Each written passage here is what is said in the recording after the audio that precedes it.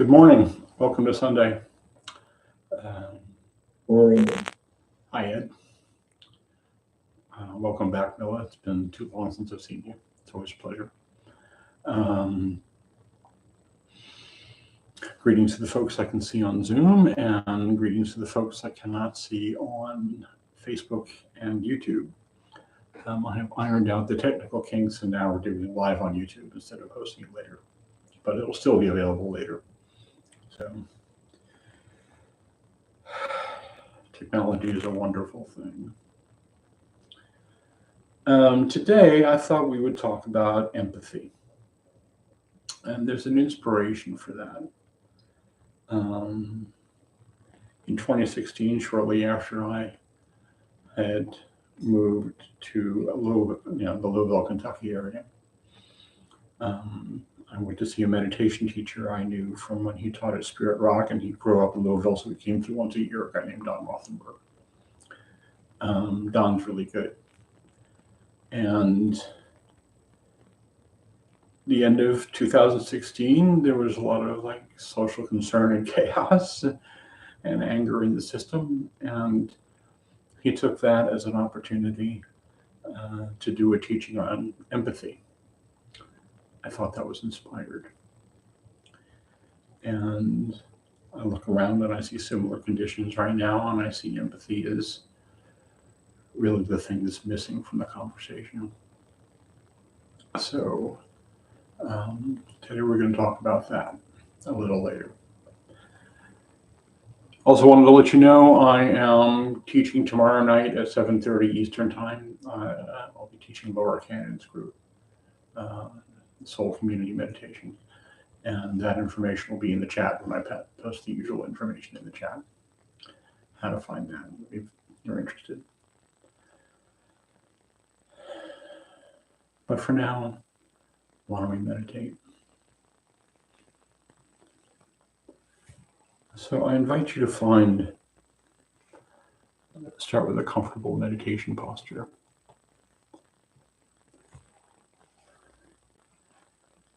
We enter into a posture. By entering into a posture, we're actually offering a message to our mind and body that we're entering into something that is different than what we were doing a few minutes ago. We're entering into a unique and special place.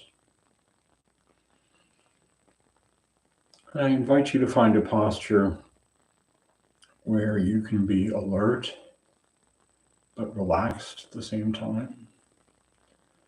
If you're sitting, I suggest you sit with your back straight and just let your torso rest into your hips without slouching. Just let your back have its natural straight curve. You're actually more alert and relaxed sitting that way than you are slouching back in the chair. You tucking your chin just a little bit as if there was a small thread pulling at the crown of your head without stressing or stretching the muscles in your neck. And just let your body settle into the simplicity of this moment.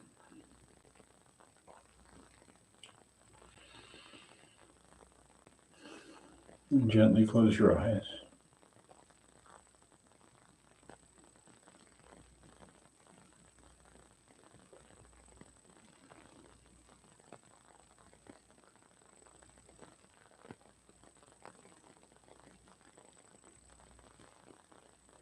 And let's start by just taking a few slow, deep breaths, just to help us connect to the body and the breathing.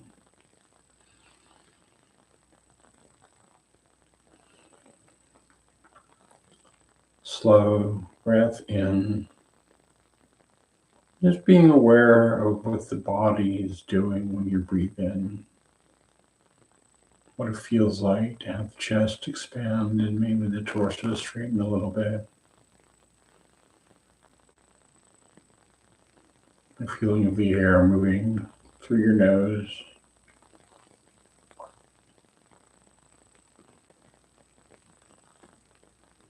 And a long, slow exhale. Noticing the feeling of your body relaxing in your muscles. Your shoulders lowering, your chest coming in.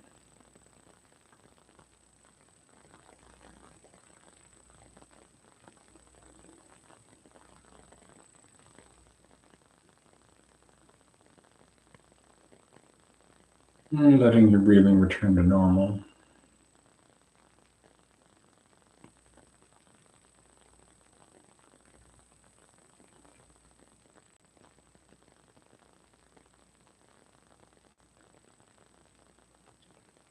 And as you exhale, just continue to relax and soften the body. There's nothing to hold, there's nothing to stress about. There's nothing to worry about whether you're getting it right or you're doing it right, because the doing it is the doing it.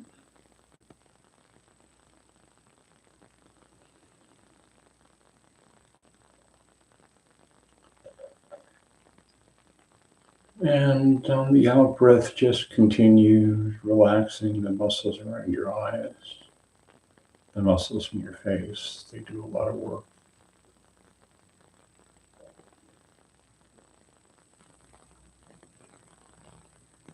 Receiving the in-breath.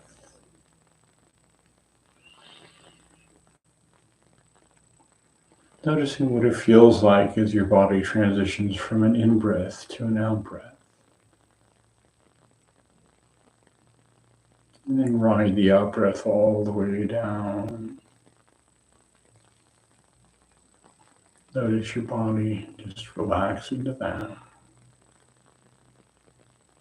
Relaxing your shoulders. Relaxing your stomach.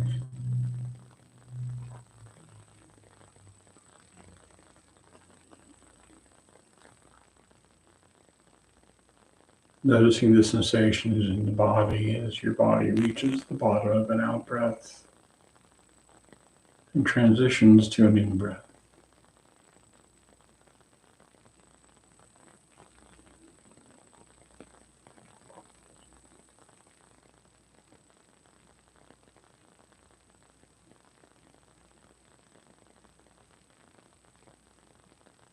Just being with the breath in the body.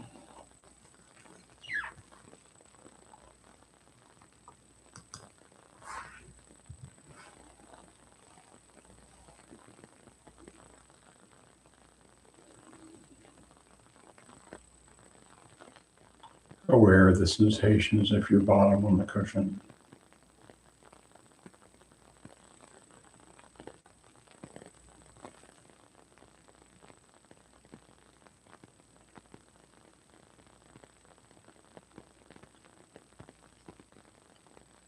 Aware of the sensations of what it feels like to have your hands resting in your lap. Your feet or your legs on the floor.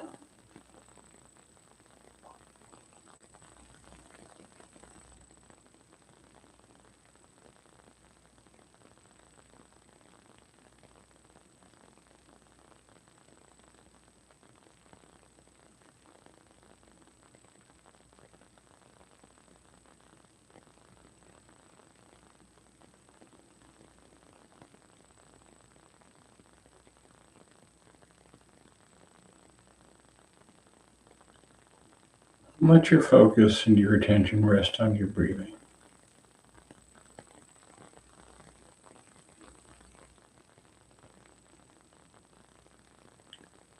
Just noticing and riding the rhythm of the breath in and out.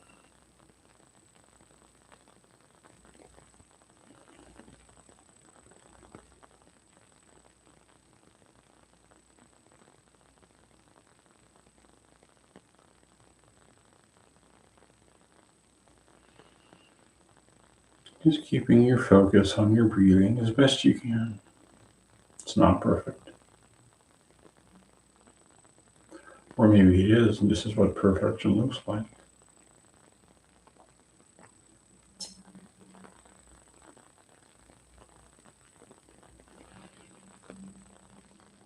When your mind wanders off into thought, and it will, because it's supposed to. Just notice that. You may notice right away, you may notice after some time goes by, it's all good. And when you notice that,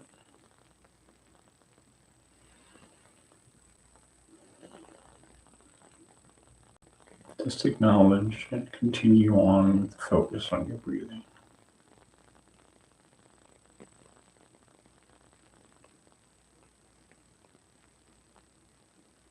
And keep coming back to the breath as often as you need to.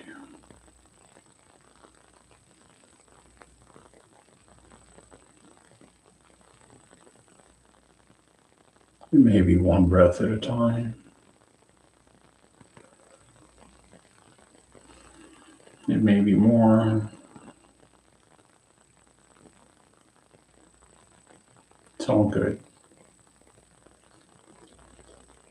You can't do this wrong. The doing it is the doing it.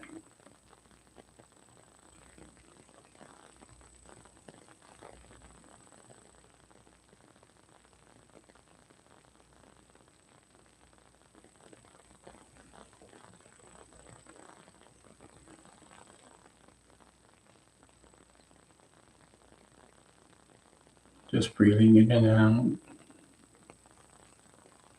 And the simplicity of this moment.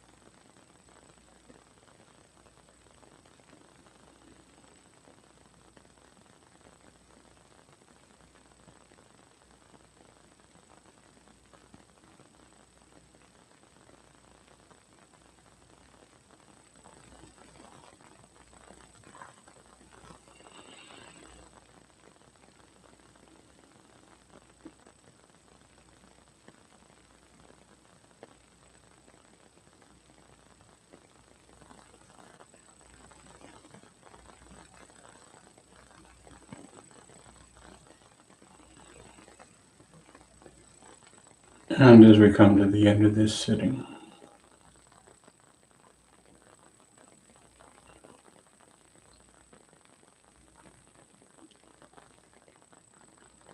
I invite you to bring whatever energy and settledness that you may have experienced from this practice into your heart to help you be open to what you experience around you and to what you witness in the people around you. To be open to joy, to be open to suffering that we see around us all the time.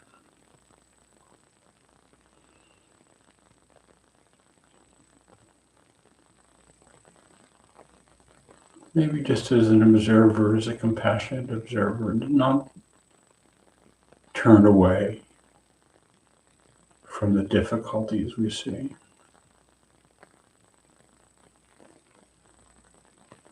And may it be that this practice enables us to help promote the welfare and well-being of the people around us.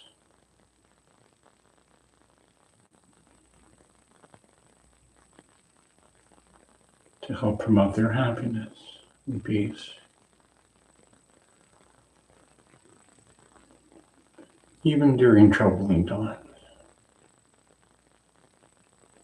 Not as a form of denial or deflection or distraction, but as a way of being there, as a calm presence, as a validating presence.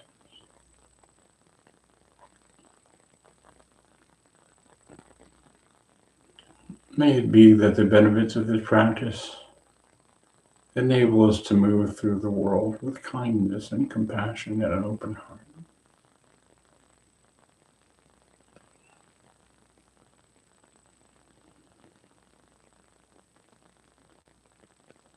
May the benefits of this practice be a benefit to all beings everywhere. May all beings be happy. May all beings be well. May all beings be safe. May all beings be at ease and at peace.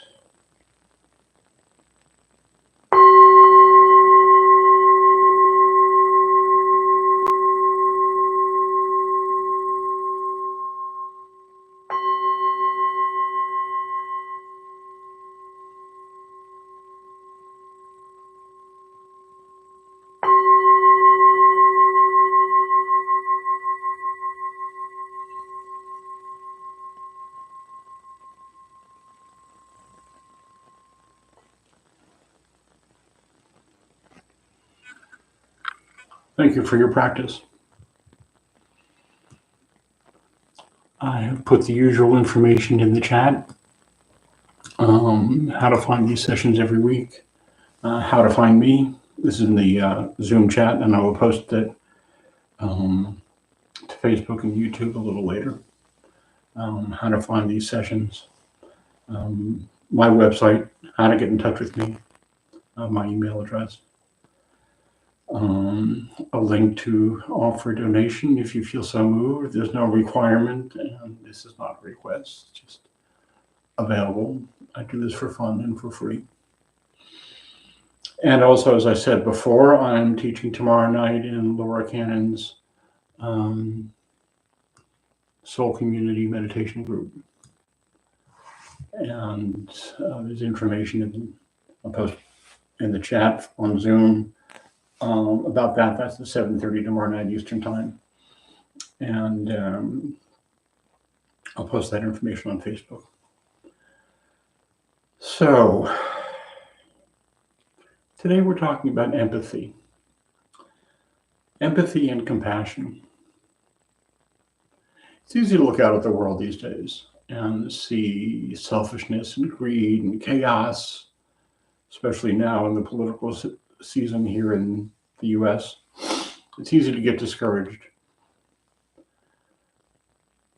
we seem to be living in a modern sort of winner-take-all culture where instead of abundance, the focus is on shortage and centered around wealth and power and celebrity. And if this person wins, this person has to lose. And it's not open-hearted. And it's easy to fall into despair and frustration. But we can also begin simply by recognizing the destructive nature of fear-based reactivity as a coping mechanism.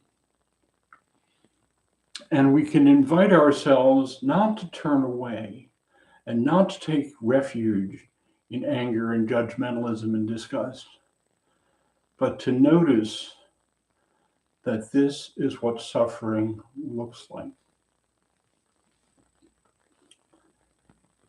And meet it with an open heart. It's a challenge. It's a difficult challenge.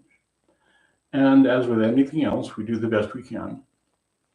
And we practice self-compassion along the way.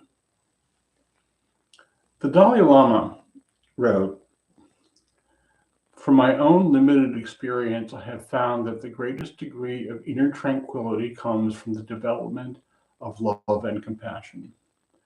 Ultimately, the reason why love and compassion bring the greatest happiness is simply that our nature cherishes them above all else. The need for love lies at the very foundation of human existence. It results from the profound interdependence we all share with one another."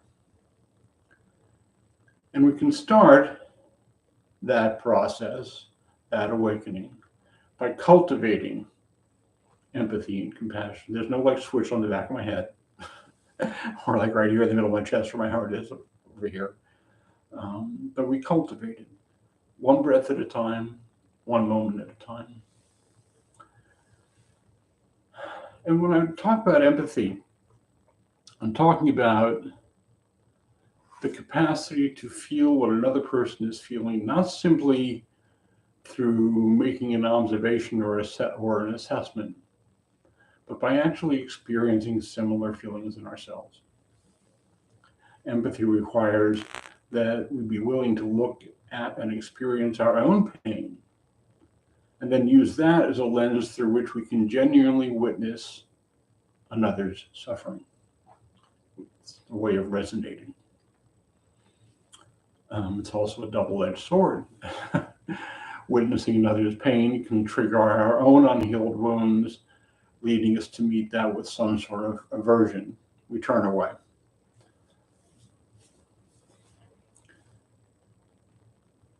It doesn't help us heal our pain. It doesn't help them heal their pain. Here's an extreme example of that. Early in my career as a journalist, I worked in a clinic for families where there had been sexual abuse. And the adult population was in three populations. There was the sex offenders, there was the adults who'd been molested as children, and there was what was referred to as the non-offending parents. Because the guy who trained me in this for 2 years believed the entire family system needs to heal. And I was working with a woman who, whose daughter had been molested, and she couldn't see it. It was happening in front of her. It got reported to the school. She denied it to the school. She denied it to law enforcement. It was just a huge mess. And what turned out to be true was that she had not healed her own childhood trauma. So that became a blinder through which she could not see her daughter. The wounds that we don't look at, our own wounds that we don't look at and meet with compassion and love, become screens, murky screens, through which we cannot see the world around us. So if we haven't healed our own wounds, when we witness what's going on, when we witness pain and suffering and grief, which is, the first noble truth, life includes grief. It's easy to meet it with like anger or judgmentalism or revulsion. We cringe. But something can come after that. It's okay. We cringe. It's like, oh my God, that's hard to look at. But something can come after that. We can accept the cringe and then contemplate what comes next. What comes next is we can breathe into our own suffering and witness others' pain with some version of this is what this person must be feeling.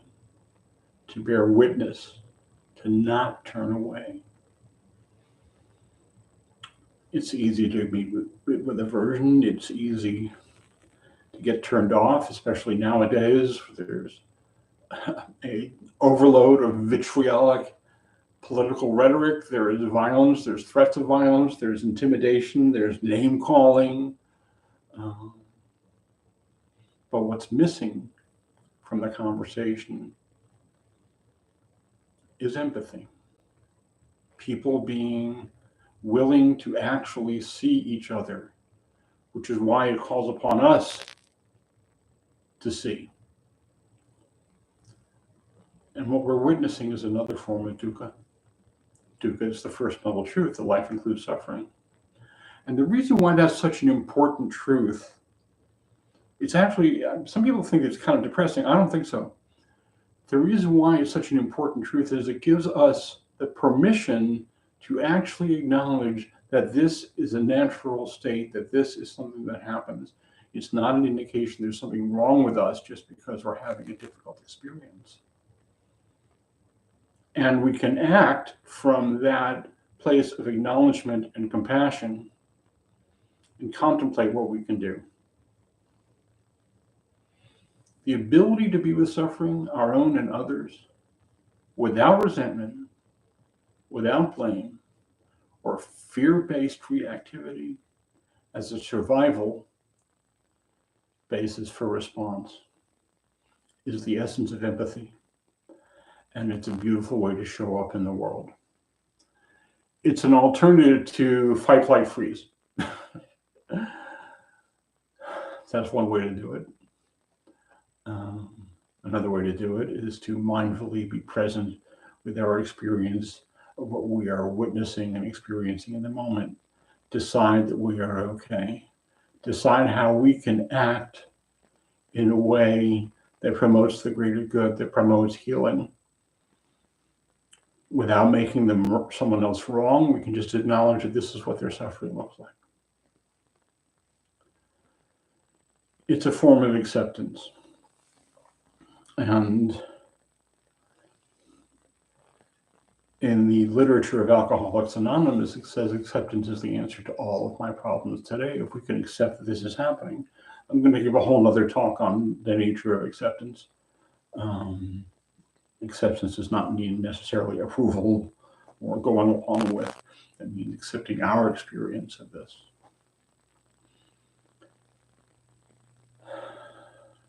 Empathy is what Max Weber, the sociological theorist, calls an ideal type.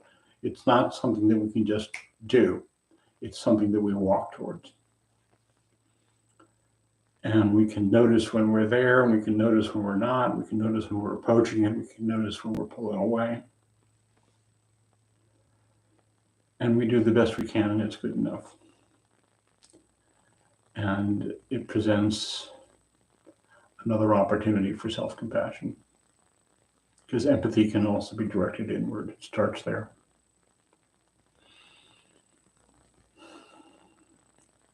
I get it, witnessing suffering is hard, and not turning away is hard. It is the first impulse. But as I said, something always comes next. So I invite you today to meet the world with empathy in small things. Always start small. You know, when I first started working out at the gym, I was working with a trainer. He's like, we are not going to start by trying to bench press 150 pounds. We're going to start by curling 12. Okay. Start with small things. The person who cuts you off in traffic, the guy who's being rude to the clerk at the grocery store. After the initial can we notice that, oh, this person is suffering and this is what that looks like? Start there. So I wish you peace. I wish you love. I wish you compassion. I wish you empathy. And I thank you all for your kind attention.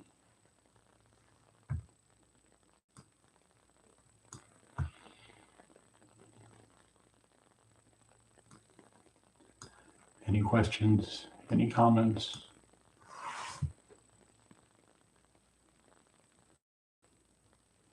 Just going to check the Facebook feed and see if anybody has messaged me with anything. Nope.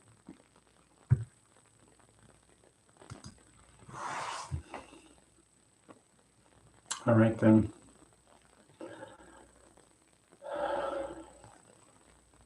I thank you all for being here. And thank you, Ken. Thanks, Ed. Good to see you. Ed, where are you? Thanks, Ken. I'm in Texas, Oh, okay. Nacogdoches, north of Houston. Oh, okay, cool. I'm in Florida. Mila probably doesn't know that I moved here a few months ago. I'm in Florida. Yeah. I have First escaped. I've escaped. First time I joined, you were talking about the Ivan King or something. Yeah. Yeah. Anyway, thanks, guys. Thank you. See you next Thank time. you for having me. Thank you. Bye-bye.